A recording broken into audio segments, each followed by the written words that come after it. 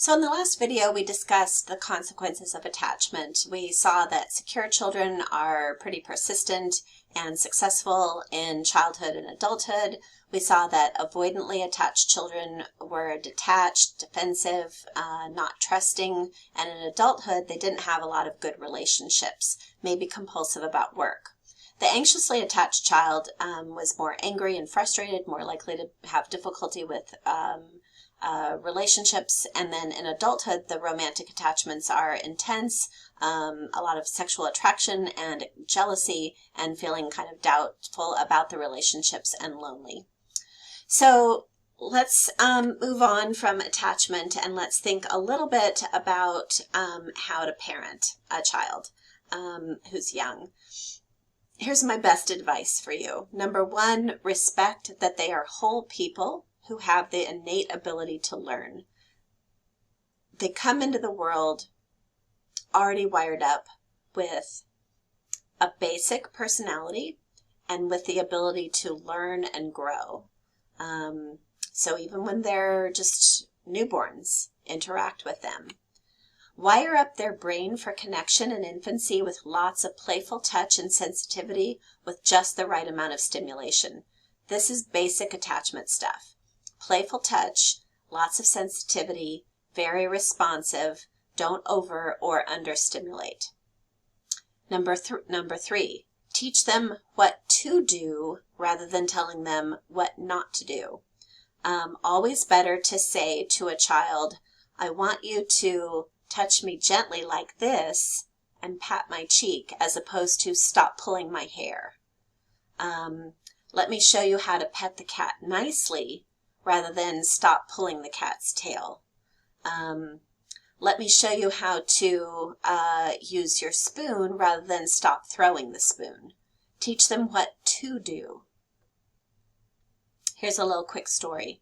My son Ethan, at about age 10, was helping me in the kitchen every night, for some reason, we were having a lot of baby carrots that week. I don't know. Every night he was getting the baby carrots out for dinner. And every night he would open up the crisper and leave it open and then try to shut the refrigerator door, which doggone near broke the crisper every time. And the first couple of times it happened, first couple of nights, I scolded him. And then the third night I'm like angry because now it's been so many times, and I said, stop doing that. You have to close the drawer. And then finally on the fourth night, I said, can we not do better than this, Kathy? Do we not have any better ideas about how to parent this child? And so I said to Ethan, look, you seem to not be realizing to close the crisper drawer.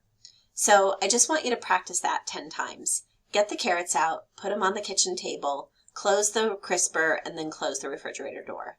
And just do it 10 times. Now, do you think Ethan liked this? No. Ethan does not like this. He doesn't want to practice getting carrots out 10 times in a row. Oh, Mom. But he did it. And how many times do you think he did it wrong after that, after he'd practiced it 10 times? The answer is a big fat 0. He never did it wrong again. And that was really because not only did I teach him what to do, I had him practice what to do. So that's a little trick for you. Have them practice the behavior. If they don't come when you said come, have them practice that 10 times.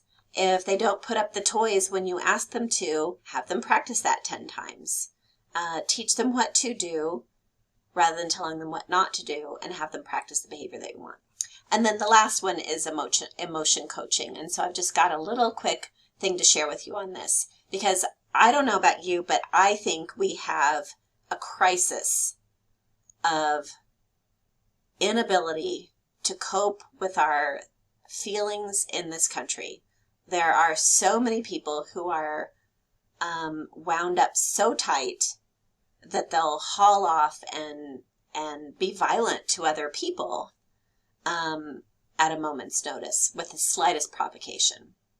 So let's think about how to help children with this. Step 1, be aware of your child's emotions. When you see the sad eyes, when you see the frustration building, be aware of it. Number 2, recognize that emotion as an opportunity for connection or teaching. Even the negative emotions. You see that frustration building and your instinct might be, oh, make it stop. No, allow them to feel their feelings and recognize that this is a chance to teach them how to cope with the negative feelings. Help the child verbally label it. You see the frustration building and say to them, hey, Hannah, I see that your fists are like this, and I see that your eyebrows are like this, and I see that your mouth is like this, and you seem frustrated to me. Now, they may correct you. You might have guessed wrong, but try to label it. I'm wondering if you're mad about something. Are you feeling sad? Label the emotion, and then communicate empathy and understanding. It's frustrating when you can't play with the blocks. You feel sad that you can't have a cookie. You feel angry that she took your pen. I understand. That's hard. Okay? Say things like that. Identify what happened, what they wanted, what they didn't get, and tell them, I know, that's hard. But then we have to set limits and problem solve. So allow them to communicate their feelings, allow them to feel their feelings within limits, but they can't, if they're 8, they can't throw themselves on the floor. There's a limit there. Help them problem solve it. If they're 3, it might look different than if they're 8. So, if it's, you're frustrated because you couldn't have a cookie, say, well, we don't have cookies until after dinner. Why don't we go play with the blocks until it's time for dinner? And we'll have a great time. And then after we eat dinner, then let's have a cookie together. Something like that. If it's you're mad at her because she pushed you off the PlayStation. Oh, that's frustrating, isn't it? It's frustrating when somebody takes your thing away from you. I understand that you feel mad about that. We can't hit sister when she pushes us off the PlayStation. Let's figure out how we can share with her. Why don't we go ask her if she'd be willing to wait her turn? And get the kid to say, sister, will you wait until I'm done? I'll be done in 10 minutes, something like that. So those are the kinds of things that you want to do. Be aware of the emotion. It's an opportunity. Help them label it. Give them empathy and understanding, and then help them set limits and problem solve. That'll go a long, long way in helping your children with their emotions. Okay, I want to move on to some cognitive development. This is Jean Piaget, a Swiss psychologist, one of the most brilliant minds in psychology of all time. He's working with students in a New York City classroom. He was very focused on school-age children, including his own 3, who became participants in some of his studies. I think Jacqueline, that's probably how it was said, was one of his primary participants.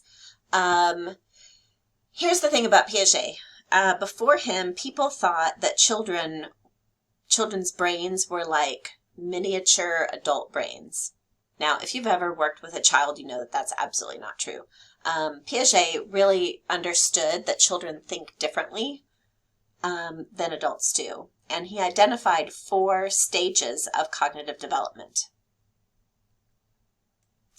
So I just want you to get the gist of this. So there's 4 stages: sensory, motor, pre-operational, concrete operational, and formal. And you've got your study guide, so use that, okay? In the sensory motor stage, this is birth to 2. What is he probably going to do with his rattle? Put it right in the mouth, right? They act on the environment. They use their senses. They're looking, touching, feeling, listening, putting it in their mouth. And they're using their motor skills to explore.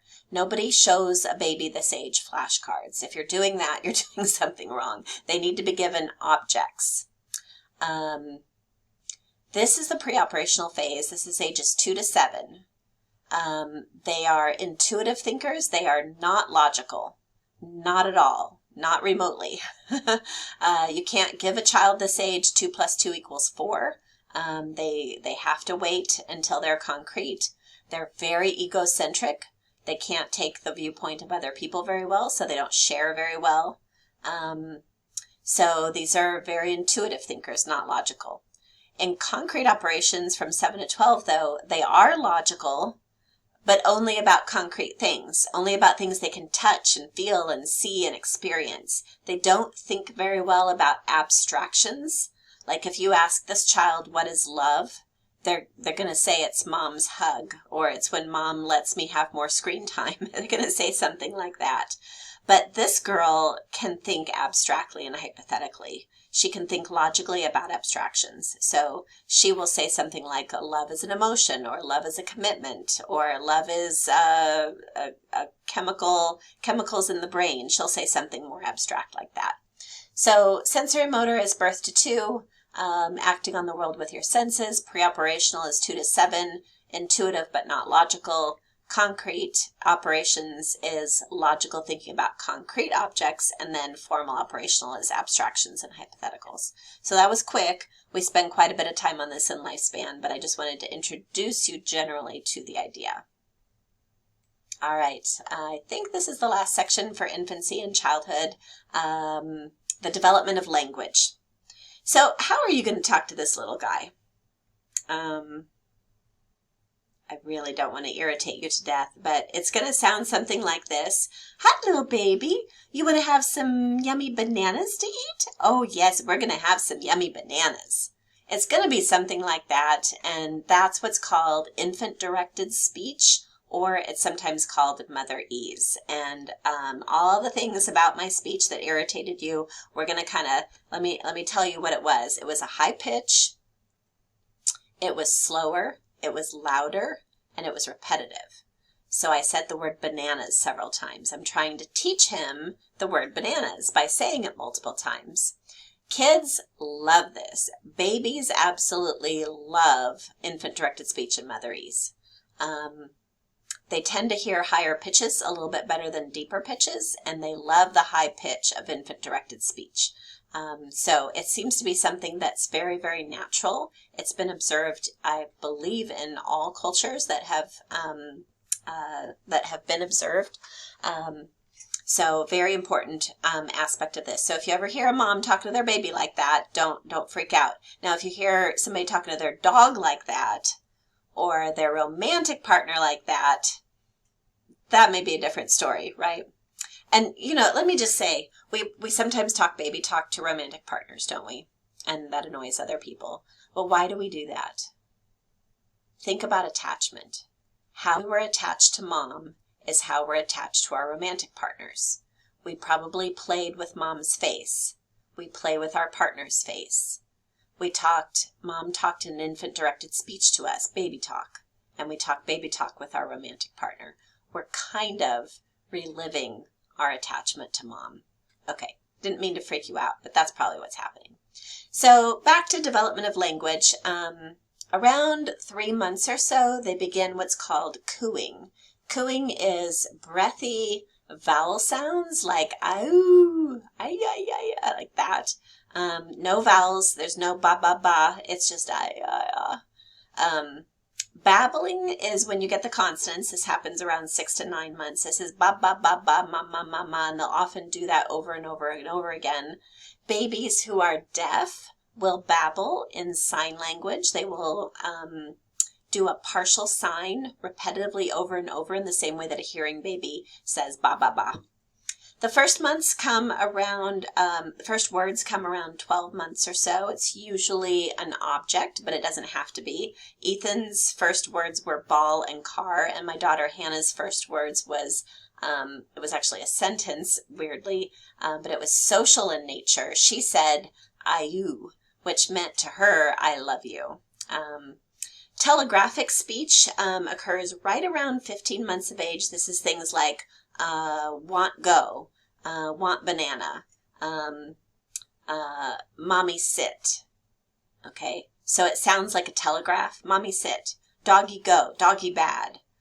So two nouns together with no verbs or pronouns or anything.